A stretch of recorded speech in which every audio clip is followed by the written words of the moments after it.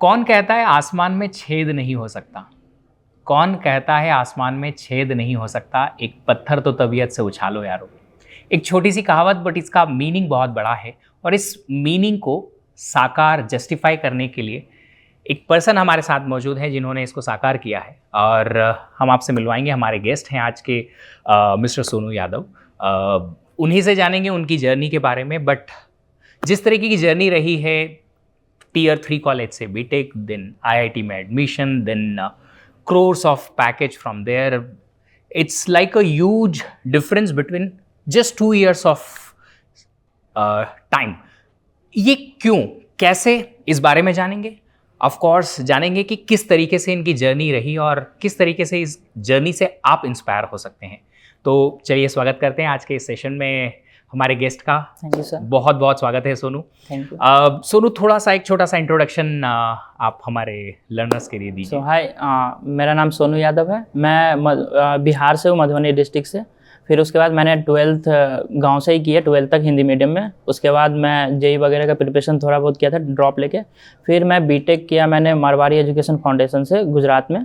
उसके बाद मैंने गेट वगैरह क्रैक किया बीटेक में ही, बीटेक के साथ ही क्रैक किया। उसके बाद फिर मैंने आईआईटी दिल्ली में एडमिशन लिया और उसके बाद मेरा अभी होंडा में प्लेसमेंट हुआ है और अभी एमटेक चल रहा है। सो होंडा में AI engineer? Yes sir, AI researcher. Okay, AI research engineer and that too 1 CR plus. Yes. Okay, शुरुआत से शुरू करते हैं। आपने जब अपनी बीटेक जर्नी स्टार्ट की थी, क्या आपने ये सोचा था कि मैं आईआईटी में जा पाऊंगा? उस टाइम पे वैसा कुछ नहीं था। मतलब गेट के बारे में मुझे सेकेंड ईयर के राउंड पता चला था। उस टाइम पे मैंने वैसा कुछ नहीं सोचा था, क्योंकि मैं जो भी गया था बीटेक में तो कंप्यूटर साइंस लिया था मैंने। तो पहले मतलब कंप्यूटर वगैरह का भी ऐसा यूज़ नहीं किया था। तो फिर वहाँ पे पहले तो एकेडमिक्स में ही रह गया कि मतलब इसको सीखना कैसे, इंजीनियरिंग करना वगैरह। तो स्टार्ट हुई थी चीज़ें फर्स्ट सेमेस्टर के बाद। फर्स्ट सेमेस्टर में कुछ नहीं था, सेकेंड सेमेस्टर से कंप्यूटर सी प्रोग्रामिंग वगैरह आया था। बट उसके बाद क्या हुआ कि लॉकडाउन वगैरह लग गया, तो फिर हम लोग घर चले गए। फिर ऑनलाइन उन्होंने यूट्यूब वगैरह पे क्लासेस शुरू किए थे, तो वहाँ से सीखने में कुछ बन नहीं रहा था ऑनलाइन में। तो फिर जब सेकेंड ईयर एंड हो रहा था, 4th सेमेस्टर के राउंड, तो फिर मैंने गेट वगैरह का प्रिपरेशन शुरू किया था यूट्यूब से। तो आपका मैंने मतलब यूट्यूब पे सर्च किया तो आपका मेरे को COA का लेक्चर्स वगैरह मिला था। तो वहाँ से मैंने शुरू किया, तो बहुत इंटरेस्टिंग लगा था। तो फिर मैंने आपका COA और database OS and data structure मैंने किया था। तो सारी चीज़ें मैंने यूट्यूब से ही किया था फर्स्ट फर्स्ट अटेम्प्ट में। 6 मंथ के अराउंड किया प्रिपरेशन। फिर मैंने गेट दिया तो अराउंड 1012 रैंक आई थी 3rd ईयर में। फिर देन मैंने कोई इंस्टीट्यूट ज्वाइन किया सेकेंड अटेम्प्ट के लिए। फिर उसमें मेरे 460 रैंक आए। फिर उस पर मुझे लगा कि IIT नहीं मिलेगा क्योंकि रैंक ज़्यादा था। तो फिर मैं होप खो चुका था। मैं सोचा कि एक बार और फिर से ड्रॉप लेना पड़ेगा। बट मैंने फिर भी अप्लाई वगैरह किया। पापा ने बोला कि ट्राई कर लो, अप्लाई करके अगर मिल जाए कोई अच्छी कॉलेज तो अच्छी बात है, नहीं तो फिर नेक्स्ट ईयर दे देना, कोई दिक्कत नहीं है। तो मैंने आईआईटी दिल्ली, बॉम्बे, हर जगह अप्लाई कर दिया था। CS तो नहीं मिलता, बट AI के लिए इन लोग अलग से एग्ज़ाम लेते हैं, तो फिर उनका भी वेटेज होगा, तो फिर इसलिए मैंने अप्लाई वगैरह कर दिया। तो फिर एग्ज़ाम जो यहाँ पे हुआ था वो मेरा अच्छा गया था। तो फर्स्ट राउंड में AI मेरे को मिल गया था। यहाँ पे रोबोटिक्स और AI दो ब्रांचेस मिल गए थे। तो फिर मैंने यहाँ एडमिशन लिया। बाकी मेरे को IIT बॉम्बे में भी AI मिला था, बट वहाँ MTech नहीं था, MSR था 3 years programme. And Kharagpur Guwahati में CSE मिला था। बट ऐसा था कि मतलब बीटेक लास्ट ईयर में मैंने प्रोजेक्ट जो किया था वो AI से रिलेटेड था, तो मैंने सोचा कि AI ही लेते हैं, इंटरेस्ट वगैरह आ गया था, तो फिर MTech आया। बहुत सारे बच्चों को यहाँ पे ना आपकी इस जर्नी से 2-4 क्वेश्चन निकल के आएंगे। पहला, क्या हिंदी मीडियम में 12th करके और फिर जब आप इंजीनियरिंग में जाते हो और गेट की प्रिपरेशन करते हो, कितना चैलेंज आता है इस लैंग्वेज का? चैलेंज तो बहुत आया था। लाइक मैंने बताया कि 12th के बाद मैंने जेई के लिए ड्रॉप लिया था। तो उस टाइम पे जेई के लिए जो भी कोचिंग वगैरह थे पटना में, तो वो इंग्लिश में पढ़ा रहे थे। तो वहाँ पे मेरे को ना 4 to 5 मंथ लग गए होंगे समझने में चीज़ें कि क्या चल रही है। लाइक वो क्वेश्चन भी कुछ लिखवा रहे हो, मेरे को नहीं समझ में आ रहा है, सोल्यूशन तो बाद की बात है। तो उसमें टाइम लगे काफ़ी। फिर वहाँ से थोड़ा थोड़ा सीखा। बाकी इंग्लिश मैंने फिर बीटेक में थोड़ा फोकस रखा, क्योंकि आगे इंडस्ट्री में काम करना है तो आना चाहिए। तो फिर वहाँ से सीखा मैंने। चैलेंजेस बहुत। I can relate it just because मेरा भी 12th हिंदी मीडियम से था एंड देन इंजीनियरिंग में आके और इंग्लिश सीखा। बट मैनेजेबल है। आप सब लोगों के लिए मैं बता दूं, इट इज़ क्वाइट मैनेजेबल। अगर आप कुछ चाहते हैं करना तो डेफिनेटली कर सकते हैं। एक और अच्छी बात मैं यहाँ से बताऊंगा कि इंग्लिश के अलावा अब आपको जापानीज़ भी सीखनी हाँ, पड़ेगी, वो भी सीखनी पड़ेगी, नेक्स्ट मंथ से स्टार्ट होगा। एग्जैक्टली क्योंकि इनका जो करोड़ का पैकेज लगा है वो जापान में है और वहाँ इन्हें शिफ्ट करना पड़ेगा। सोनू, यहाँ से एक और चीज़ निकल के आती है, टियर 3 कॉलेज में जब बच्चा जाता है, ऑफ कोर्स उसका ड्रीम तो होता है कि उसे गेट की प्रिपरेशन करनी है। देन गेट की प्रिपरेशन में रिजल्ट अच्छा आएगा नहीं आएगा, बहुत सारे डाउट्स होते हैं। तो ये क्या ऐसे ख्याल आपके मन में आते थे, और अगर आते थे तो कैसे कोप अप किया इन सारे थॉट्स को? लाइक स्टार्ट करने से पहले आ रहे थे ख्याल, तो इसीलिए मैंने स्टार्टिंग में मैंने बस ट्राई करने के लिए यूट्यूब से किया कि मेरे से हो पाएगा या नहीं। मैंने बस ट्राई किया था कि अगर क्वालिफाई वगैरह हो जाओ तो लगेगा कि हाँ कुछ हो पा रहा है, समझ में आ रही है चीज़ें। तो इसलिए मैंने बस नॉर्मली पहले स्टार्ट किया। जब मैंने पढ़ा 1-2 मंथ तो चीज़ें समझ में आ रही थी कि मतलब अच्छे से इन डेप्थ में इंटरेस्ट भी आ रहा था और गेट के क्वेश्चंस वगैरह सॉल्व हो जा रहे थे पर्टिकुलर सब्जेक्ट के। तो फिर ऐसे धीरे धीरे इंटरेस्ट आया। शुरू में नहीं लग रहा था क्योंकि लाइक मैं बता रहा हूँ COA और डेटा स्ट्रक्चर ख़त्म करने में मेरे को 2.5 मंथ लगे थे, और जबकि मैं 5-7 आवर प्लस टाइम दे रहा था पर डे। फिर भी तो शुरू में होता है, थोड़ा समझने में दिक्कत आती है, बट उसके बाद फिर अपना स्पीड आ जाता है, मतलब समझ में आने लगता है। तो देखिए, आप सब लोगों के लिए एक छोटी सी बहुत अच्छी खबर है कि अगर आप शुरू करते हैं तो शुरुआत में आपको स्लो स्पीड रहेगी, आपको मंथ्स लग सकते हैं सिर्फ एक सब्जेक्ट कवर करने में। Once you are at your peak, फिर आप 10 days में बहुत जल्दी कोर्सेज फिनिश कर सकते हैं। चलिए, तो कोर्सेज पे बात चल रही है, गेट की प्रिपरेशन की बात चल रही है। जब आपने फर्स्ट अटेम्प्ट दिया, अच्छी रैंक नहीं आई, डाउट आया था, सेल्फ डाउट कि नहीं होगा अगले साल, या लग रहा था कि नहीं थोड़ा अगर प्रिपरेशन में इतना हो सकता है तो बेहतर अगली बार करेंगे? नहीं, लाइक मैंने फर्स्ट अटेम्प्ट में 6 मंथ ही किया था, तो और सब्जेक्ट सारे कंप्लीट नहीं होते, 4-5 के अराउंड सब्जेक्ट कंप्लीट हुए थे। बाकी 1-2 सब्जेक्ट का मैंने जस्ट वो रिवीजन क्लासेस होते हैं यूट्यूब पे 10 लेक्चर्स वो किया था। तो बट रैंक में जब 1000 आया था ना, तो उम्मीद था कि हाँ इतना में मेरे को 1000 का होप भी नहीं था। मैं जस्ट सोच रहा था कि क्वालिफाई हो जाऊंगा, बट रैंक अच्छी आ गई थी तो लगा कि हाँ हो सकता है और अच्छा रैंक आ सकता है। तो सेकेंड अटेम्प्ट में मेरा था कि 100 या 50 में रैंक आ जाएगा, ऐसा लगा। बट फिर नहीं आ पाया क्योंकि लास्ट में इशू हो गया था। फिर इसमें भी अक्टूबर में मेरे सिलेबस वगैरह कंप्लीट हो गए और टेस्ट सीरीज में 80+ मार्क्स आते थे, तो एक था अंदर से कि हो जाएगा, अब प्रॉब्लम नहीं है। फिर मैं ना, हमारे यहाँ छठ वगैरह होता है, तो लास्ट ईयर में गया नहीं था, मम्मी बोली कि आ जाओ इस बार भाई। तो फिर मैं गया घर, तो वहाँ 1 मंथ रह गया था, तो उसमें पढ़ाई वगैरह तो किया नहीं। फिर क्या हुआ कि जब मैं बीटेक आया ना नवंबर के अराउंड, तो बीटेक में 75% अटेंडेंस मैंडेटरी है। मैंने गेट का क्लासेस करने के लिए मतलब क्लासेस अटेम्प्ट नहीं कर पाता था बीटेक के, तो 30 के अराउंड अटेंडेंस थे। तो उन्होंने बोला कि सेमेस्टर का एग्ज़ाम हम नहीं देने देंगे।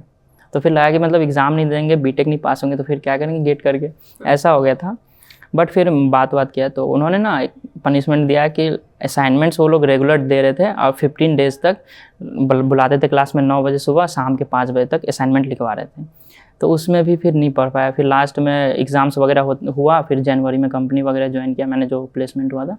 तो लास्ट में थोड़ा प्रिपरेशन इधर उधर 2-3 महीने हो गए थे, तो रिवीजन भी रह गया था, इसलिए रैंक नहीं आ पाया। बाकी पढ़ा था अच्छे से, पढ़ा। ओके, तो देखो आप सब लोगों को यहाँ से ना बहुत सारी चीज़ें सीखने को मिल रही हैं कि आपके प्रिपरेशन में जब सब चीज़ें स्मूथ जा रही होती हैं, कहीं ना कहीं हज़ार्ड आएगा, पाइपलाइन में आता है तो प्रिपरेशन में भी आएगा, और हज़ार्ड की वजह से एक्स्ट्रा टाइम लगेगा आपकी प्रिपरेशन में। जो आपने सोचा था वो अगले दिन में या अगले वीक में वो हो नहीं पाएगा, उसको आप पहले से काउंटर करके रखो। जैसे सोनू ने किया कि कोर्सेज पहले से अगर फिनिश हो गए हैं तो वो कहीं ना कहीं फ़ायदा करते हैं। तो जितना जल्दी आप सीरियसली अपनी प्रिपरेशन को आगे अहेड ऑफ द टाइम लेके जाएंगे तो कहीं ना कहीं आपको वो फ़ायदा करेगा ही।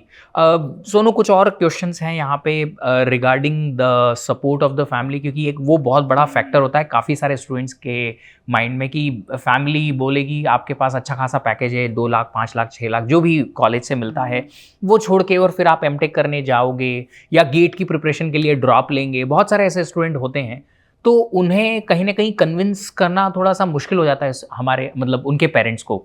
अब ऐसा चैलेंज आपके साथ भी आया था या क्या इसका उल्टा था?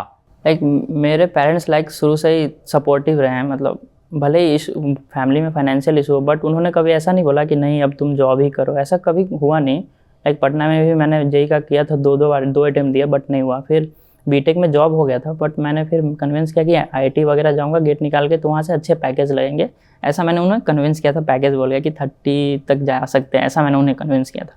फिर पापा बोले ठीक है, तो फिर तुम्हारी जहाँ इच्छा है करो। तो और issue नहीं रहा। जब उन्होंने वो बात सुनी कि इतना पैकेज लगाया, हाउ हिज उन्हें- रिएक्शन वर? उनको बिलीव ही नहीं हुआ था अभी भी, मतलब उसके बाद से 4 to 5 टाइम्स पापा मेरे को पूछ चुके हैं कि लाइक कंफर्म है ना, मतलब कि जॉब देंगे ना? देंगे ना, ऐसा नहीं होगा ना कि फिर बाद में छोड़ कुछ इशू हो जाए। देंगे, exactly. उनके मन में ऐसा कुछ इनसिक्योरिटी आ जा रहा है, क्योंकि पैकेज बहुत ज़्यादा है ना, तो थोड़ा बिलीव में थोड़ा वो हो जाता है ना। ऑफ कोर्स आपने एक पॉइंट यहाँ पे बोला, मैं उसे पिक करूंगा। फाइनेंशियल इश्यूज थे फिर भी, तो ये फाइनेंशियल इश्यूज क्या आपकी गेट की प्रिपरेशन को या आपके कॉलेज की लाइफ को भी इम्पैक्ट करते थे? कैसे कोप अप करते थे? एक्चुअली मेरे पास भी एज अ पर्सनल, मेरे पास बहुत सारे बच्चों के मैसेजेस आते हैं, सर फाइनेंशियल इश्यूज हैं इसलिए हम गेट के लिए प्रिपरेशन नहीं कर पाएंगे, how should we proceed from here. मेरे पास बहुत ज़्यादा अप्रोप्रिएट आंसर्स होते नहीं है, शायद आपकी स्टोरी से कुछ आंसर्स हमें मिले। लाइक इशू था, इसलिए लाइक मैंने बीटेक में एक कॉलेज में मैं एडमिशन लेने वाला था, वो अच्छा कॉलेज था, बट उसका फ़ीस बहुत हाई था। तो फिर मैं वहाँ इशू हो गया ना, तो फिर वहाँ एडमिशन नहीं ले पाया। और यहाँ पे इसलिए लिया क्योंकि हम लोगों के बिहार में एक क्रेडिट कार्ड गवर्नमेंट देती है, 4 लाख का लोन देती है हमें, तो वो सपोर्ट मिला, तो मैंने यहाँ पे एडमिशन लिया। बाकी जो थोड़ा बहुत होते थे वो पापा देते थे, लैपटॉप वगैरह का खर्च वगैरह वगैरह। और गेट के लिए मैंने बोला कि 30,000 के अराउंड शायद लग रहा था, या 25, याद नहीं है। तो फिर पापा ने कैसे मैनेज किया, मतलब एक्स्ट्रा लेके, जहाँ जॉब करते हैं उनसे एक्स्ट्रा लिया, फिर उनको दिया बाद में इंस्टॉलमेंट में, तो फिर उससे मैंने किया, मैनेज करना पड़ा थोड़ा बहुत। Of course. I can also relate on this particular point, क्योंकि मेरे यहाँ भी पापा वैसे गवर्नमेंट जॉब में थे, बट स्टिल कंडीशंस उतनी एक्स्ट्राऑर्डिनरी नहीं थी। मेरे बीटेक के लिए भी we had to take loan, और later on I had to pay it from my salaries, but still अगर पेरेंट्स सपोर्टिव हैं तो ऑफकोर्स ये हो सकता है। यहाँ से एक पॉइंट में मुझे ये समझ में आ रहा है कि आपके फादर ने आपकी एजुकेशन के लिए कहीं ना कहीं हमेशा सपोर्ट किया कि if you are going for something, कि वो हाँ ठीक है, वो आपको सपोर्ट करेंगे कि हाँ आप कर सकते हो ऐसा। अच्छा, यहाँ पे एक और क्वेश्चन आता है, वो आता है बिलीव का। जनरली मैंने बहुत सारे पेरेंट्स को देखा है कि वो अपने बच्चों में बिलीव नहीं कर पाते हैं शायद, या उल्टा कह सकते हैं कि बच्चे उन्हें बिलीव नहीं करा पाते हैं कि यार हम ऐसा कर पाएंगे। सो क्या एग्जैक्टली आपका और आपके फादर का इस पर्टिकुलर चीज़ को लेके क्या कॉन्वर्सेशन होता है कि he believes on your process, on your thought कि हाँ ये बच्चा कुछ कर लेगा, या बार बार उन्हें भी ऐसे सेल्फ डाउट आते हैं कि नहीं कर पाएगा या नहीं करेगा, या उतना ज़्यादा देना ज़रूरी है? How exactly his and your relationship in that case?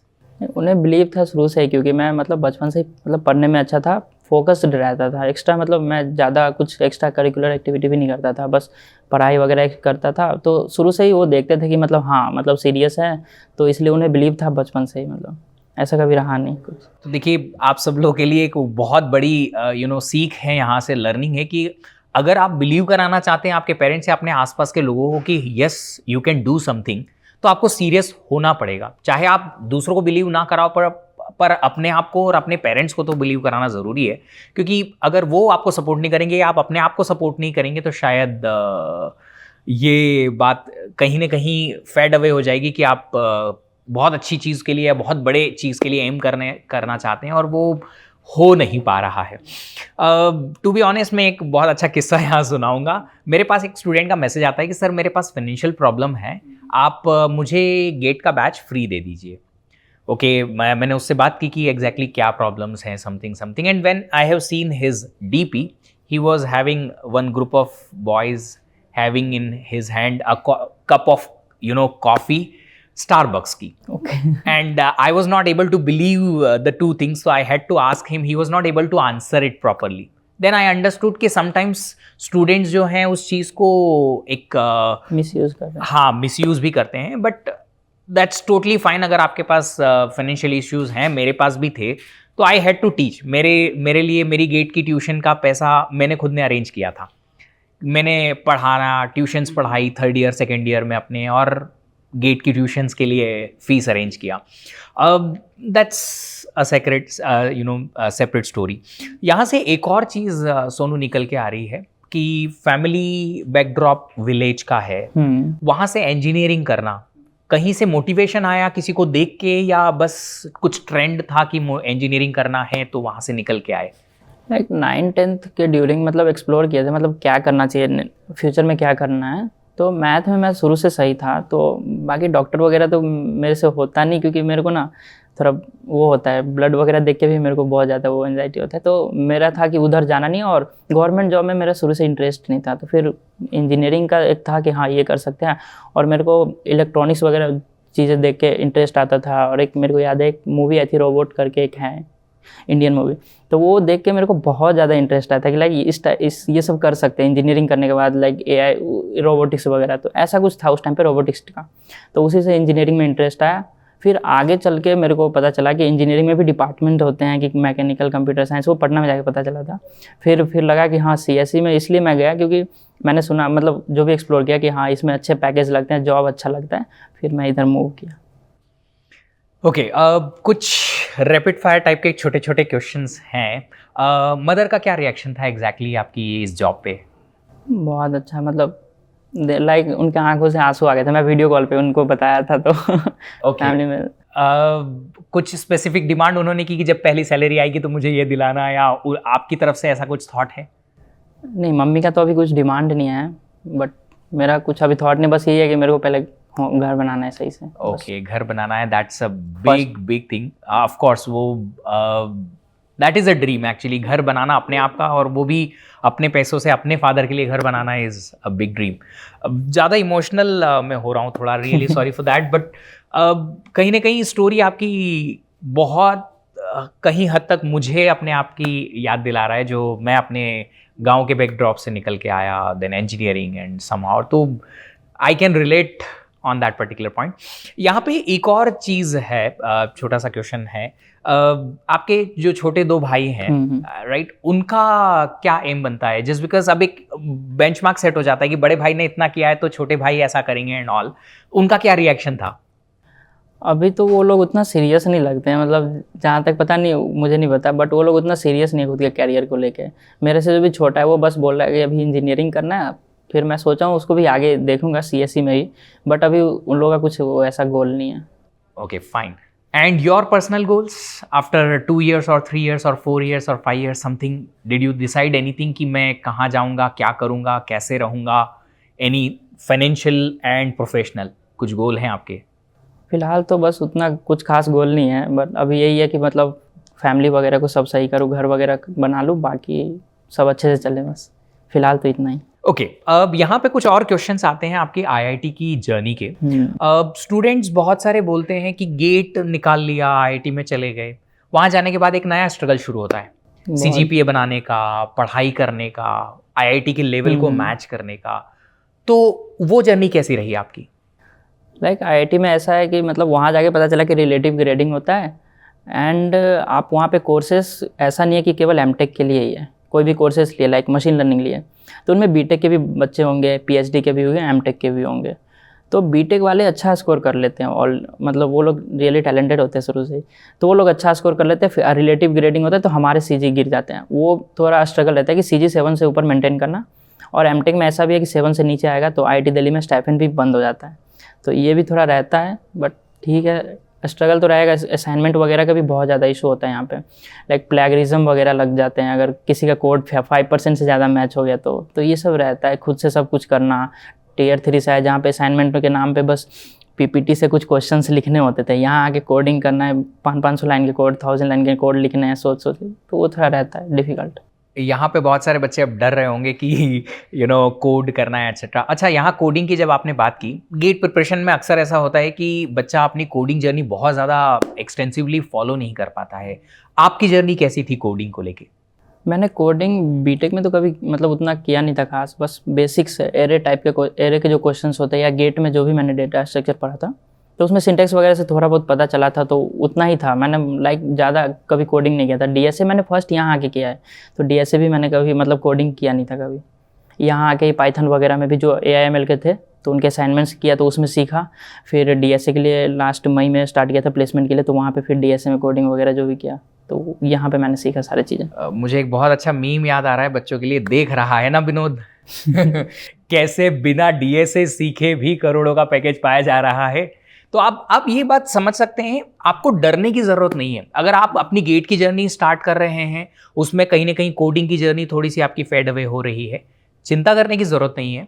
आपको टाइम मिलेगा। गेट एग्ज़ाम के बाद कॉलेज के एडमिशन के बीच में थोड़ा टाइम होता है। जब आप कॉलेज में जाते हैं, कहीं ना कहीं थोड़ा टाइम चिप इन कर सकते हैं अपनी प्रिपरेशन को कंटिन्यू करने के लिए, जो कोडिंग की जर्नी है आपकी उसे कंटिन्यू करने के लिए। कहीं ना कहीं आप अपनी कोडिंग को ट्रैक पर ला सकते हैं अगर आप चाहते हैं तो। सोनू ने करके दिखाया है, एक एग्जाम्पल अगर है तो आपके सामने, तो डेफिनेटली आप भी कर सकते हैं। अगर कोई और कर सकता है तो हम भी कर सकते हैं। दैट इज़ व्हाट मेरा बिलीव होता है कि अगर उसने किया तो मैं क्यों नहीं कर सकता, मैं तो करूँगा। एंड दैट इज़ व्हाट जो बिलीव है वो आपको यहाँ पे रखना होगा। तो आपने जैसा कहा कि आपने कोडिंग की जर्नी बहुत ज़्यादा की नहीं, फिर आप IIT आए, यहाँ पे आपको ऑफकोर्स एक्सटेंसिव कोडिंग करनी हुई। तो आपको पर आवर बेसिस पे कितना टाइम देना होता था? पर डे बेसिस पे कितने आवर्स देने होते थे कॉलेज में शुरुआत में? लाइक मोस्टली 1-2 घंटे ही मैं फ्री रहता हूँ जब से सोया और सो के उठा उसके बाद से। इतना था, मतलब पूरा दिन काम ही करना होता था, क्योंकि असाइनमेंट्स वगैरह बहुत आते थे। हर एक सब्जेक्ट में 5 to 6 असाइनमेंट्स हो जाते थे। 3-4 सब्जेक्ट लेने होते हैं, तो थोड़ा डिफिकल्ट था। और सारे कोर्सेज लाइक एडवांस कोर्सेज है, तो उनकी चीज़ें भी नहीं, इंटरनेट पर भी नहीं मिलती है जल्दी। तो वो थोड़ा था, रिसर्च पेपर पढ़ना, फिर देखना कि कैसे कैसे चीज़ें वो फ्लो हो रही है, फिर उसके अकॉर्डिंग कोड करना, कोड भी समझना, क्योंकि सिंटेक्स वगैरह भी आता नहीं है, किया नहीं था कभी, तो वो भी देखना पड़ता था। तो यहाँ से 2 चीज़ें मुझे निकल के आ रही हैं। एक तो बच्चों के बीच में डर आएगा, रिसर्च पेपर पढ़ने पड़ेंगे, ऐसा भी करना पड़ेगा। डरने की ज़रूरत नहीं है। आप IIT के लेवल को मैच करना चाहते हैं तो ऑफकोर्स हो जाता है। Once you crack the GATE, automatically उस फ्लो में आके और आप आसानी से कर सकते हैं। और दूसरी चीज़ है, उन सारे लोगों का प्रॉब्लम जो कैंपस लाइफ बताते हैं, अरे IIT दिल्ली का ये हॉस्टल है, ये मेस है, ये बच्चे डिपार्टमेंट जा रहे हैं, ये मस्ती कर रहे हैं, ये स्पोर्ट्स है, एट्सेट्रा एट्सेट्रा।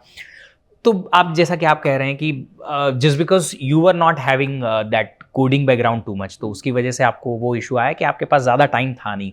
बट काफ़ी दूसरे लोग तो होते होंगे, दूसरे स्टूडेंट तो जो लाइफ को एंजॉय करते होंगे वहाँ जाके कैंपस को। हमारे लाइक CSE रिलेटेड डिपार्टमेंट में मैंने ऐसा किसी को देखा नहीं जनरली, क्योंकि कोर्सेज बहुत हैवी होते हैं। इधर अगर कोडिंग आता भी है फिर भी यहाँ पे चीज़ें बहुत डिफिकल्ट हो जाती हैं। दूसरे डिपार्टमेंट में लाइक कोर में भी वो लोग थोड़ा बहुत देखा मैंने करते हुए। हमारे में भी 1-2 बंदे करते हैं, बट उनका फिर लास्ट में प्रॉब्लम हो रहा है अभी प्लेसमेंट टाइम पे, तो वो भी रह जाता है। तो शुरू से सारी चीज़ मेंटेन करना बहुत डिफिकल्ट है, तो वो नहीं कर पाते हैं MTech में। बट स्टिल कहीं ना कहीं 1 घंटा पर डे, 1-2 घंटा निकाल सकते हैं, थोड़ा बहुत तो निकल ही सकता है, right? Okay, how is the campus life? I mean chill है, रिलैक्स्ड है, सीनियर सपोर्टिव थे वहाँ जाने के बाद? सीनियर तो सपोर्टिव थे। लाइक फर्स्ट बैच था हमारे सीनियर का AI में, तो उन्हें भी उतना आइडिया नहीं था। उनके भी मतलब CG वगैरह नहीं आए थे, क्योंकि फर्स्ट बैच में हो जाता है। उनमें तो प्लेसमेंट भी थोड़ा ज़्यादा ख़राब था, तो वो था। बट उन्होंने सपोर्ट किया था जितना मतलब हम लोगों ने पूछा था। कैंपस लाइफ में हमारे लिए कुछ उतना खास नहीं रहा। मतलब सुबह उठ रहे हैं, क्लास जा रहे हैं, उसके बाद बस लाइब्रेरी में रह रहे हैं या लैब में रह रहे हैं, काम कर रहे हैं, ऐसा ही रहा। अभी बस थोड़ा, अभी प्लेसमेंट होने के बाद थोड़ा इधर उधर देख रहा हूँ मैं। कैंपस अभी तक मैं पूरा घूमा भी नहीं हूँ। कैंपस वैसे IIT IIC, आई मीन मैं भी IIC 2 साल इन कैंपस रहा, बट पूरा कैंपस देखने का कभी मौका बना नहीं। कैंपस वैसे ही अपने आप में इतना बड़ा होता है कि हर कोना देख पाना आसान है नहीं।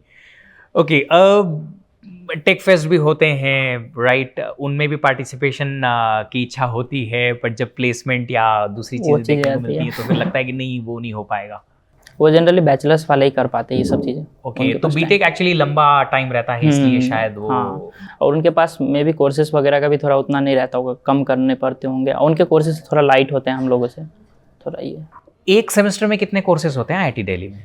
हमारे लाइक 4 थे अराउंड। 4 कोर्सेस। और पर डे बेसिस पे कितनी क्लासेस लगती थी आपकी, कितने आवर्स की? 2 होती होंगी मुश्किल से, 2-3 घंटे की क्लासेस होती है। और बाकी का टाइम सेल्फ स्टडी असाइनमेंट्स में। चलिए, अब ये एक्चुअली मुझ जैसे लोगों ने आप लोगों को बिगाड़ा है, जो आपको गेट की प्रिपरेशन के दौरान हर चीज़ को इतना सिंप्लीफाई करके इतना आसानी से सिखाते हैं कि फिर जब आप IIT जैसे लेवल पे जाते हैं तब लगता है यार ये एक्सप्लेन क्यों नहीं कर रहे हैं कि यहाँ से ये आया कैसे। अच्छा, आपके साथ ऐसा हुआ कभी कि क्लास में आप बैठे हैं, टीचर ने बोला कि इसको ऐसे सॉल्व करेंगे तो ये आंसर आ जाएगा, and you are speechless, you are just IIT में? हाँ, IIT में इमेजिन नहीं हो रहा है कि ये यहाँ से आया कैसे। काफ़ी टाइम हुआ है, बहुत बार होता है। तो फिर बस नोट्स बना के फिर घर पे जाके बहुत ज़्यादा पढ़ना पड़ता है, कैसे कैसे आया उसको देखना, ऑनलाइन सर्च करना, रिसर्च पेपर उसके लिए भी पढ़ने पड़ जाते हैं, क्योंकि हाँ लाइक हमारे एआई में सारे चीज़ें 3-4 साल में हुई है, बहुत चीज़ एडवांस चीज़ें पब्लिश इधर हो रही है, तो उनके तो बुक्स वगैरह भी नहीं होंगे, तो वो पेपर से ही देखना पड़ता है, तो उनके लिए करना पड़ता है एक्स्ट्रा मेहनत बहुत ज़्यादा। चलिए, ये मेरा भी खुद का पर्सनल एक्सपीरियंस रहा है, सोनू भी आपको ये कह रहे हैं कि जब आप वहाँ जाएंगे तो आपको काफ़ी सारी ऐसी चीज़ें होंगी कि आपको ये है, यहाँ से ये आंसर आ गया, दैट्स इट, टीचर ने बता दिया, अब आपको करना पड़ेगा, एंड वो सेल्फ स्टडी से आता है और वो एक्चुअल लर्निंग होती है। अच्छा, आईआईटी में जाने का मुझे जो सबसे बड़ा बेनिफिट लगता है, ऑफ कोर्स एक नेम टैग तो होता है, सबसे बड़ा बेनिफिट लगता है आसपास के लोग, जो आप वहाँ जाते हैं, लोगों से बातें करते हैं। किस टाइप का माहौल है आईआईटी दिल्ली में जब आप आपके बैचेस के या अक्रॉस दूसरी बैचेस के लोगों से मिलते हैं, तो क्या बातें होती हैं जनरली, किस टाइप की बातें वो करते हैं? वहाँ पे जनरली मैंने देखा है पढ़ाई से रिलेटेड ही ज़्यादा बातें होती है। लाइक हम लोग मेस में भी जाते हैं तो रेयर ही कुछ एक्स्ट्रा बातें होती होंगी, नहीं तो लाइक हाँ हमने इस असाइनमेंट में ये किया, कोई इस असाइनमेंट में इस चीज़ पे फंसा हो तो उसका सोल्यूशन कैसे होगा, ये डिस्कस कर रहे हैं। मतलब जनरली पढ़ाई से ही रिलेटेड सारी बातें होती हैं, तो ये सही है। और बाकी लोगों से भी सीखने को मिलता है। लाइक हमारे क्लास वाले किसी और प्रोजेक्ट पे काम करे तो उनसे कुछ कुछ चीज़ें सीखने को मिलती है, फिर उनसे किसी ऐसे रहता है तो थोड़ा सीखने को ज़्यादा चीज़ें मिलती है आईआईटी में। बीटेक से आया तो पता है वहाँ पे लोग पढ़ते कम नहीं थे ऑलमोस्ट। तो मुझे एक बहुत अच्छे व्यक्ति से मुलाकात के बाद एक बात उन्होंने कही थी कि मैंने ज़िंदगी में सिर्फ 2 चीज़ों से सीखा है, वो मेरी लाइफ पे भी एप्लीकेबल है। वो 2 चीज़ें हैं, या तो किताबें पढ़ के या लोगों से बातें करके। तो अगर आप नॉलेजेबल या ऐसे लोगों के साथ में जुड़े हुए हैं जो बहुत ज़्यादा नॉलेज रखते हैं, लर्निंग रखते हैं, तो उनसे बात करते वक्त आपको भी बहुत अच्छी लर्निंग मिलती है। और वही एक्चुअली आईआईटीज़ में होता है कि जब आप आईआईटी या ऐसे कॉलेज के स्टूडेंट्स या उनके प्रोफेसर से बात करते हैं तो यू लर्न अ लॉट। वो कनेक्शन अपने आप में आगे जाके बहुत काम आता है। ये कनेक्शन एक्चुअली मैंने अपनी लाइफ में बहुत यूज़ किया है, फ्लैट्स ढूंढते वक्त, कंपनीज में रेफरल लगते या लगाते वक्त, ट्रैवल या कोई बाहर से आ रहा है तो कुछ चीज़ें मंगवाते वक्त, घड़ियाँ, लैपटॉप्स, फ़ोन्स, बहुत कुछ बाहर से ऑर्डर करते वक्त, वो कनेक्शन हर जगह काम आता है, क्योंकि आपके वो सारे दोस्त जो अच्छी जगह पे हैं, कहीं ना कहीं अच्छी जगह जॉब करेंगे, आपको रेफ़र करेंगे या आप उन्हें रेफ़र करेंगे। सबको पता नहीं होगा तो मैं बता दूं कि रेफरल बोनस भी मिलता है अगर आप कंपनी में किसी को रेफर करते हैं। 25-50 हज़ार का बोनस होता है, अच्छा बोनस होता है, कहीं कहीं तो 1 लाख प्लस भी होता है। सो ये भी एक अच्छा है, पता ही है अपना दोस्त है, अच्छा पढ़ता है, वो तो क्रैक कर ही लेगा इंटरव्यू। चलिए, अब सोनू वापस आपकी जर्नी पे आते हैं, थोड़ा सा और पीछे जाते हैं, स्कूलिंग पे आते हैं। जैसा आपने कहा आपने अपनी स्कूलिंग गांव से की। गांव में मैंने भी एक्चुअली अपनी बेसिक एजुकेशन 10th तक एक विलेज से ही की है। मैं जानता हूँ वहाँ पे पढ़ाई एजुकेशन को लेके कुछ लोग थोड़े सीरियस होते हैं, बहुत ज़्यादा लोग सीरियस होते नहीं हैं। उन स्टूडेंट्स के बीच में क्या वो बचपन का माहौल था?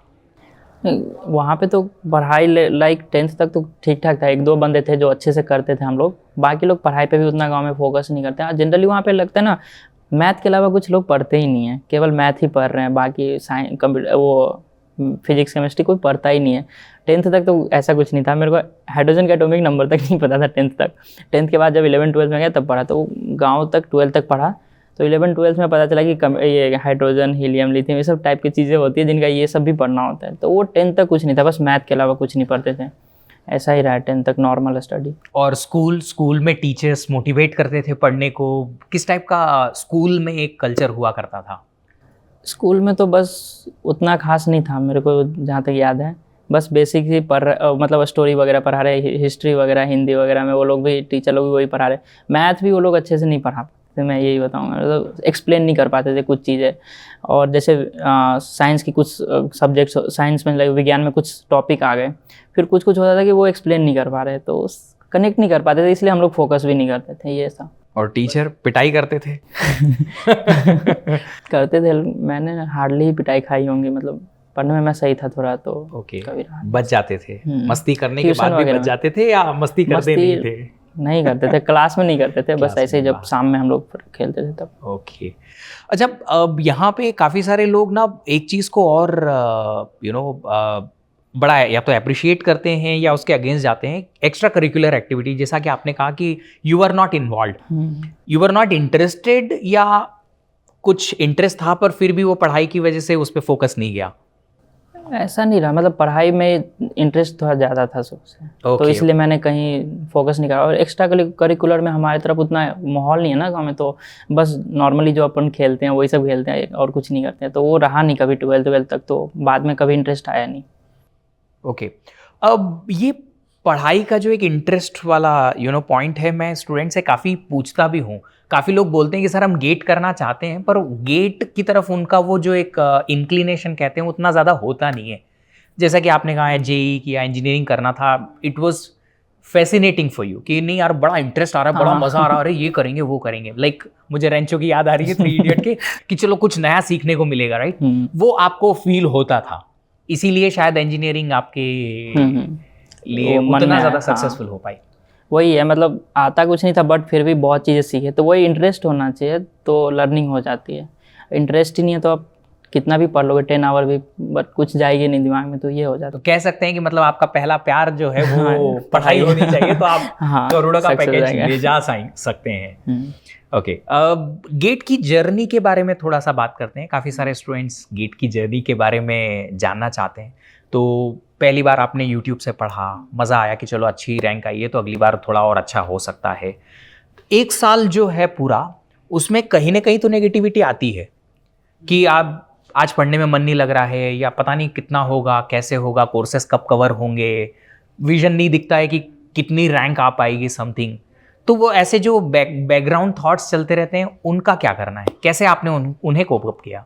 मैं तो जनरली मतलब प्लान बना के रखता था कि हाँ इतने दिन में ये सब्जेक्ट करूँगा, इसके बाद ये करूँगा, ऐसे मतलब प्लान मैं बना लेता था। फिर 2-3 महीने देखा अगर फॉलो नहीं हो पाए 1 महीने के बाद, तो फिर उसके अकॉर्डिंग फिर प्लान बनाता था। बाकी 1-2 दिन कभी कभी रहता था डिमोटिवेशन आया तो उस दिन थोड़ा घूम फिर लिया, मतलब 1-2 दिन नहीं पढ़ते थे, ऐसा हो जाता था, बट करते रहे कंटिन्यू। और अगर कभी ऐसा नहीं 15 डेज किसी के साथ हो तो? नहीं, ऐसा नहीं हुआ। ऐसा नहीं आपके साथ नहीं हुआ? मतलब लास्ट में हुआ तो इसीलिए थोड़ा रैंक बिगड़ भी गया। तो वही मेरे को लगता है कि मतलब इतना बड़ा गैप नहीं लेना चाहिए, 1-2 दिन चलता है बट बाकी रेगुलर करते रहना चाहिए जब तक एग्जाम ना हो जाए। थोड़ा रखना चाहिए। आपको लगता है लाइव क्लासेस, ऑनलाइन जो लाइव क्लासेस होती हैं वर्सेस जो बच्चा रिकॉर्डेड पढ़ता है, उन दोनों में क्या डिफरेंस आता है आपके अकॉर्डिंग? मैंने तो रिकॉर्डेड से ही सारे किए थे, लाइव में मैंने स्टार्ट वगैरह किया था, लेकिन रिकॉर्डेड में बेनिफिट ये है कि आप बैक जाके देख सकते हो, चीज़ें समझ में नहीं आई, अगर अच्छे समझ में आ रहा है तो स्पीड करके 2x स्पीड पे देख सकते हो। तो मैं स्पीड करके ही देखता था जनरली, तभी सिलेबस जल्दी फिनिश हुआ। अगर कुछ चीज़ें समझ में नहीं आई तो फिर मैं दोबारा देख लेता था, लेकिन लाइव में ये नहीं होता है, तो इसलिए मेरे को ऐसा मैंने रिकॉर्डेड पे। उस बच्चे का क्या जो क्लास में एंटरटेनमेंट ढूंढ रहा है कि नहीं मुझे मज़ा तो लाइव में ही आएगा, तो फिर उसके लिए शायद चीज़ें स्लो हो जाएंगी। हाँ, ओके। डेली रिवीजन करना जो आपने लास्ट पढ़ा है, क्योंकि मैंने अपनी क्लासेस में भी एज अ टीचर भी ऑब्जर्व किया है कि बच्चा आज पढ़ा, समझ में सब आया, अगले दिन मैं कुछ एक्सप्लेन कर रहा हूँ, बोलूँगा कल मैंने ये पढ़ाया था, wipe off from the memory. तो आपने उस चीज़ को कैसे कोप अप किया?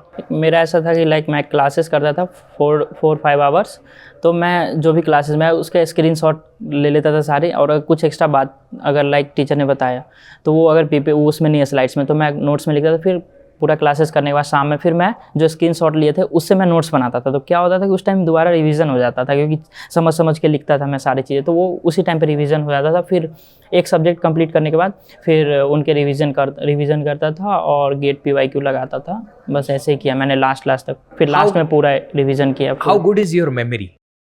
नॉट दैट ओके, ग्रेट, बहुत पुअर? ओके, ग्रेट तो नहीं है, मतलब भूल जाता हूँ मैं चीज़ें, कुछ चीज़ें पढ़ा 5-6 दिन या 1 वीक के बाद मैं भूलने लग जाता हूँ, ऐसा है।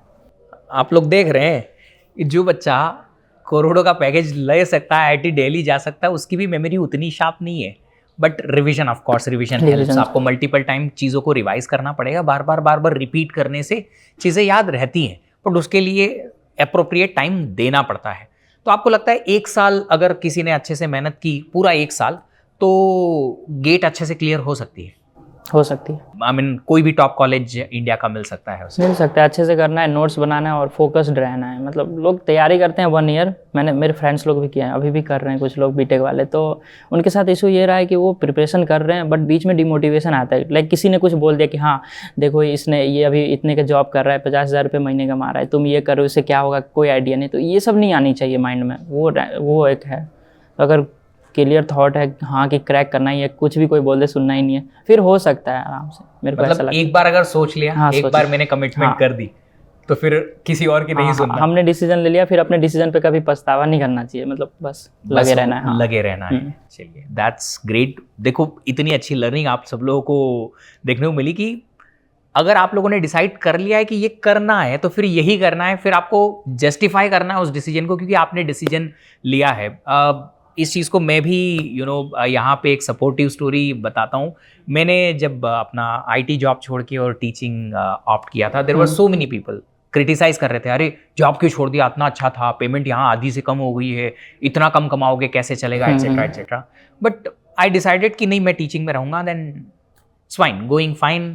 आपके जैसे बहुत सारे बच्चों का प्यार मिलता है, बड़ी खुशी होती है। अब वही सारे लोग जो क्रिटिसाइज कर रहे थे कि आप क्या करोगे, कैसे करोगे, वही सब बोलते हैं, अरे वाह यार, आपने तो इतना अच्छा कर लिया है, आपके तो सब बच्चे ऐसा बोलते हैं, वैसा बोलते हैं। तो ऑफ कोर्स आप सब लोगों को उस डिसीजन पे कमिट तो करना ही पड़ेगा। ये चीज़ें मेरे साथ भी शुरू से ही रही थी, क्रिटिसाइज बहुत लोग करते थे। बीटेक में भी जॉब लग गया था, लोगों को पता चल गया था। फिर जब मैंने छोड़ के एमटेक किया तो लोग बोल रहे कि क्या कर रहे हो गांव गया तो पता चल रहा है, बोल रहा है इतना अच्छा सैलरी था, छोड़ दिया, एक ही बार बड़ा बनने का क्यों सोच रहे हो, धीरे धीरे बनो, क्या पता वहाँ सही नहीं हो, ऐसे भी लोगों ने बोला है। तो ये सब रहता है, बट ध्यान नहीं देना है, मैं यही बोलूँगा। मतलब लोगों की बातों पे खुद का सुनना है, मतलब कि हाँ हम कर सकते हैं, हमें पता है, तो बस करना है। तो देखिए, आप लोग को अपने आप पे बिलीव होना ज़रूरी है, रादर देन आप लोग को दूसरे को सुनने के। नहीं यार, वो बोल रहा है ठीक है, उसने बोला ना, वो तो कोई भी बोलेगा। अगर आप जॉब नहीं छोड़ोगे तो भी बोलेगा, अरे आईआईटी जाना था ना। और अगर आपने जॉब छोड़ दिया तो भी लोग बोलेंगे आपने जॉब क्यों छोड़ दिया। सो समथिंग लाइक हर किसी चीज़ के लिए क्रिटिसाइज करने वाले लोग होते हैं। तो मतलब सिर्फ मेरी फैमिली नहीं, आपकी फैमिली और आपके पड़ोसी भी, हर जगह ऐसे ही पड़ोसी और ऐसे ही रिलेटिव पाए जाते हैं जो क्रिटिसाइज करते हैं काफ़ी। ओके, अब ये क्रिटिसाइज से चीज़ याद आई, जो ऐसे क्रिटिसिज्म आते हैं आपके पेरेंट्स तक भी बहुत आते होंगे। बहुत। तो उन्होंने कभी आपको ऐसे जोक्स में या मस्ती में ही कभी बताया कि ऐसा भी ये लोग बोलते हैं आपके बारे में? हाँ, उन्होंने बताया। लाइक मैं बता रहा हूँ, लाइक 10th के बाद जब मैंने 11-12 में साइंस रखा था, तो जनरली गांव में ये ट्रेंड होता है, लोग आर्ट्स वगैरह रखते हैं, साइंस वही रखते हैं जो बहुत ज़्यादा अमीर है, ऐसा है, और पढ़ने के लिए बाहर जा रहे हैं। तो मैंने साइंस रखा था, तो गाँव में लोग बहुत अलग अलग बात बोल रहे थे। वो पापा को भी पता चला था, पापा लोग हमें भी बताते, लोग ऐसा ऐसा बोल रहे हैं। तो मैं बोला ठीक है, छोड़िए, बोलने दीजिए, किसी न किसी दिन हमारा भी अच्छा होगा, तब लोग देखेंगे, अभी बोलने दीजिए। बस इतना मैंने पापा को बोला, इग्नोर करने के लिए। लोग बहुत अलग अलग बात बोलते हैं, लाइक सुनने में भी खराब लगता है। ऐसा क्या कर सकते हैं, अगल बगल वाले ऐसा ही करते हैं शुरू से ही। और अब तो क्या ही बोलेंगे। एग्जैक्टली, अब क्या ही बोलेंगे। सी, ये चीज़ आप लोगों की ज़िंदगी में भी आनी चाहिए। मैं इस बच्चे की चेहरे की खुशी देख के ये बता सकता हूँ कि पेरेंट्स को कितना अच्छा लगता होगा जब वो क्रिटिसिज्म को फेस करके उन्होंने इस जर्नी को यहाँ तक देखा, और उसके बाद अब वो पलट के बोल सकते हैं कि देखो, अब बताइए कि अगर साइंस उस वक्त उस बच्चे ने छोड़ दिया होता आपके कहने पे, तो क्या होता है, राइट? चलिए, अब थोड़ा सा फैमिली बैकग्राउंड के बारे में बात करते हैं। तो आपके फैमिली में पेरेंट्स हैं और दो छोटे भाई हैं। कोई और हैं नियरेस्ट फैमिली में जो इंजीनियर हैं या कोई अच्छी पोजीशन पे हैं? नहीं, हमारे गांव में कोई इंजीनियर नहीं है। एक है, मतलब वो नॉर्मल से डिप्लोमा वगैरह किए हैं, लाइक हमसे 10-12 ईयर सीनियर होंगे, बट उतना इंजीनियरिंग कोई नहीं किया गांव में कोई नहीं। और IIT तो है ही नहीं, रिलेशन में कोई नहीं IITian? यू आर मेरे रिलेशन में तो कोई नहीं है। मतलब मेरे फैमिली में मैं ही सिंगल हूँ जो अभी पढ़ाई कर रहा हूँ। मतलब पेरेंट्स लोग पढ़े नहीं हैं, मेरे मम्मी के घर पे भी कोई पढ़े लिखे नहीं है, मेरे पापा के घर पे भी नहीं। तो मैं फर्स्ट हूँ जो पढ़ाई वगैरह कर रहा हूँ। ट्रेंड सेट कर दिया है। अब मतलब अब इसके ऊपर जाके बताओ। ओके, तो फादर, जैसा आपने कहा, पढ़े नहीं है, मम्मी पढ़ी नहीं है, तो फिर ऐसे इनकम ऑफ कैसे फैमिली इनकम किस तरीके से चलती थी? बेसिक ही है, मतलब वही एक एक्स्ट्रा नीड, मतलब जो नीड है उतना ही पूरा हुआ है। मतलब वही फैमिली बैकग्राउंड इतना सही नहीं था ना, इसीलिए तो मतलब पढ़ाई भी अच्छे जगह से नहीं कर पाया। गांव में ही पढ़ा हूँ, नहीं तो मैं 11-12 थोड़ा अच्छे जगह से पढ़ाई वगैरह करता। ये था थोड़ा ड्रीम, बट नहीं हो पाया। फिर मतलब 10th में भी मैंने 6 मंथ से ज़्यादा कोचिंग वगैरह नहीं लिया था इसी के चक्कर में, तो सेल्फ स्टडी ही किया है मैंने उधर। फिर 10th के बाद जब मतलब रिजल्ट आ गया, फर्स्ट डिवीज़न आया था, तो घर में लोग खुश थे। तो फिर 11-12 के लिए मैंने बच्चों को ट्यूशन पढ़ाया था गांव में। उसके इनकम से मैं फ़ी पे करता था अपना 11-12 का, क्योंकि वहाँ 600 या 800 फीस होते थे, याद नहीं आ रहा है। तो ये होता था, और थोड़ा फैमिली को भी सपोर्ट हो जाता था। Okay, single earner your father was? हाँ। ओके, और mom is housewife? Housewife. Fine. देखिए काफ़ी सारे लोग वापस से उसी पॉइंट पे आता हूँ, काफ़ी सारे बच्चे क्रिटिसाइज़ करते हैं इस चीज़ को कि सर फैमिली बैकग्राउंड ठीक नहीं है एट्सेट्रा एट्सेट्रा। या तो उस पॉइंट को आप अपना ढाल बना सकते हो और अपने आप को प्रोटेक्ट कर सकते हो इस दुनिया से, और बस बचे रह सकते हो, पीछे बैठ सकते हो, दुब के बैठ सकते हो जिसे कहते हैं। या फिर आप थोड़ा सा साहस दिखा सकते हो कि अब तो कोई ऑप्शन है नहीं, फैमिली के पास ज़्यादा कुछ इनकम है नहीं, वहाँ ज़्यादा ऑप्शन है भी नहीं एक्सप्लोर करने के, तो लेट्स ट्राई कि चलो अपनी स्टडीज से, अपने पढ़ाई से ही कहीं शायद हम कुछ अच्छा कर पाएँ, और वहाँ से कहीं अगर हमने कुछ अच्छा कर लिया तो एक पूरा सिर्फ अपना ही नहीं, पूरी फैमिली की लाइफ चेंज हो जाएगी। क्या देखते हैं आप अब आगे आने वाले 5 सालों में, जिस तरीके से आप जैसा बोल रहे हैं कि स्ट्रगल किया है, तो अब छोटे भाइयों को वो स्ट्रगल करने को शायद नहीं मिलेगा, नहीं मिलेगा just because you will support them of course. तो ये जिस तरीके से सोनू कर पा रहे हैं, शायद आपकी भी ऐसी सिचुएशन अगर आती है तो कोशिश करिए कि उस चीज़ को सिंपैथी गेन करने के लिए ना यूज़ करें कि नहीं हमारे पास पैसे नहीं है, फैमिली बैकग्राउंड ठीक नहीं है, तो हम सिंपैथी गेन करेंगे टीचर्स की, लोगों की, एंड देन बस बैठे रहेंगे, काम नहीं करेंगे। थोड़ा अगर मेहनत करके आप आगे जाएंगे तो यू कैन डू इट। और ऐसा एक नहीं, ऐसे हज़ारों एग्जाम्पल हैं। बट उसके पहले, सबसे पहले जो सबसे बड़ी चीज़ यहाँ चाहिएगी वो है आपका स्ट्रांग माइंडसेट, कि आपको इस दुनिया से लड़ना है, पढ़ाई करनी है, अपनी जो भी आपकी जर्नी है उसके आगे बढ़ना है। सोनू, यहाँ थोड़ा सा आपकी पर्सनल लाइफ को लेके बातें करेंगे। बहुत सारे बच्चे बोलते हैं कि इंजीनियरिंग में आने के बाद जब हम गेट की तैयारी करते हैं तो दोस्त बहुत डिस्ट्रैक्ट करते हैं। हॉस्टल में अगर हम रहते हैं या फ्लैट्स पे रहते हैं, घर में भी रहते हैं, तो दोस्त बहुत डिस्ट्रैक्ट करते हैं, कभी घूमने ले जा रहे हैं, कभी खेलने ले जा रहे हैं, रूम में आ जाते हैं, पढ़ाई नहीं करने देते हैं। आपके साथ भी ऐसा हुआ? ये खेलने वगैरह का डिस्ट्रैक्शन तो नहीं है, बट डिमोटिवेट बहुत करते थे फ्रेंड्स लोग बीटेक में, इतना है पता है। मतलब वो लोग ऐसे बोलते हैं कि गेट करके क्या करोगे, काफ़ी आईआईटीएन को देखा है जो कुछ नहीं करे, ऐसे वो लोग बोल देते थे कि बीटेक वाले ही होते हैं जिनका अच्छा जॉब होता है, आईआईटी में भी जाओगे तो तुमको 10-15 का पैकेज लगेगा, यहाँ से ले लो, उसी से आगे बढ़ जाओगे, वहाँ तक पहुँच जाओगे, ऐसा बोलते थे। और पढ़ाई के लिए तो मैं लाइब्रेरी यूज़ करता था, तो डिस्ट्रैक्शन नहीं हो पाता था। तो ऐसे कहीं घूमने चलो, खेलने चलो, ऐसा कोई डिस्ट्रैक्शन इतना ज़्यादा आया नहीं? नहीं, ऐसा किसी ने बोला नहीं, क्योंकि मैं किसी का सुनता ही नहीं था, वहाँ पे भी यही था। मतलब लोग डिमोटिवेट करते थे ना, तो कभी कभी हो भी जाता था, मैं बोल देता था कि ऐसे मत बोलो, ये वो थोड़ा हो जाता था, तो फिर बात वगैरह भी कम ही होता था। मेरा हार्डली 1-2 बंदों से कांटेक्ट रहा होगा बीटेक में लास्ट तक, नहीं तो जॉब लगने के बाद फिर आपने उनको कॉल किया? बोला और बेटा आया स्वाद। 4-5 लोग हैं जिनको विश्वास नहीं हुआ था, वो बोले थे कि इतना कैसे लग सकता है, ऑफर लेटर वगैरह दिखाओ, ऐसा उन्होंने बोला भी था। बिलीव ही नहीं हो रहा था काफ़ी बंदों को बीटेक में, ये भी था।